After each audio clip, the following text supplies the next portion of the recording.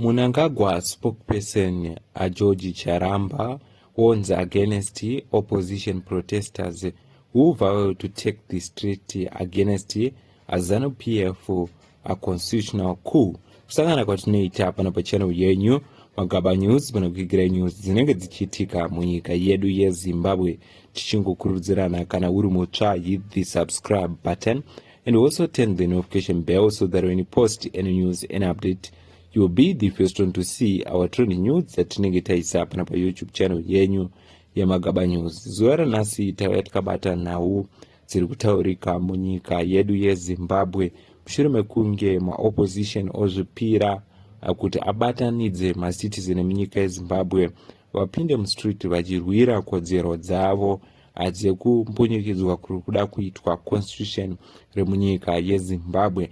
Zvinova zvaita kuti anova mutauriri wava Mnangagwa amhanye kupa warning kune veruzhinji kuvavhundutsira kuti vasapinde mustreet mushure mekunge pabuda mashoko akanyorwa navaJacob Ngarivume vachinyora ivo vachiti we are launching a strategic litigation in the court in response to the cabinet approval. We are fighting in parliament to ensure that we raise 1/3 to stop this, and most importantly we are calling on Zimbabweans to get into the street to exercise our constitutional right to protest against these legal constitutional changes, Ngarivume said.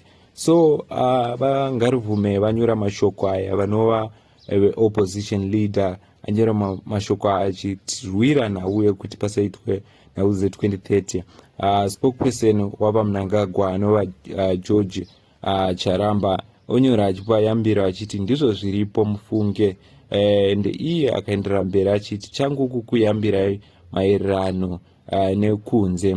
I'm warning you about the privilege. Charamba ndo mashoko acharamba achitaura iye achiti ari kupa warning kune veruzhinji kuti vasapinde mumastreet.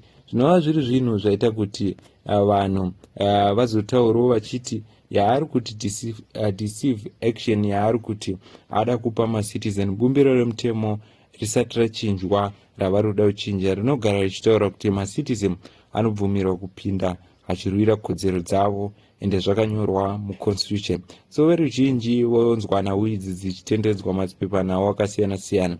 According to news, Zimbabwean political tensions are rising after a presidential spokesperson George Charamba warned that authority would take firm action against an attempt to destabilize the country amid growing opposition to proposed constitutional amendments. Speaking on behalf of the President Emmerson Mnangagwa, Charamba cautioned opposition leader against mobilizing street protests over the cabinet approval constitutional amendment bill, saying any whiffs of fomenting instability would be dealt with decisively. And the proposed amendment has sparked intense national debate. According to government officials, the change could extend the presidential and parliamentary terms from 5 to 7 years, potentially suspend the 2028 election under a certain provision, and allow for the president to be elected by parliament. Supporters within the ruling party urge that the reform are certain to promote stability and continuity of national development programs, in setting that all procedures will follow constitutional processes. However, opposition figures have strongly rejected the proposal. Opposition leader Jacob Ngarivume said this movement would challenge the amendment and both in court and in parliament. He also called on citizens to exercise their constitutional right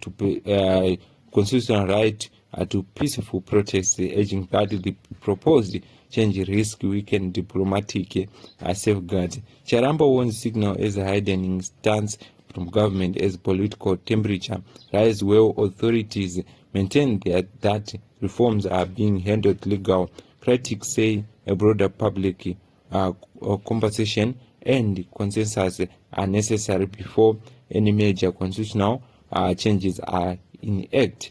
With both sides holding firm positions, Zimbabwe now facing a critical political moment as debate over the country's constitutional future continue to unfold.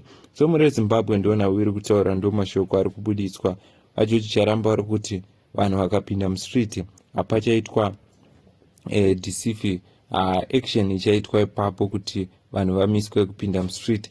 And also vari kuramba vachiitira izvi kuda kuprotecta kuti bumbiro remutemo ravari kuchinja rirambe richichinjwa. Asi vekumaopposition vari kuti zvikasafamba zvakanaka kumakoti uku taakutora nzira yekuti macitizen arwire kodzero dzavo, apinde mustreet arwise kuchinjwa kwebumbiro remutemo kusiri pamutemo.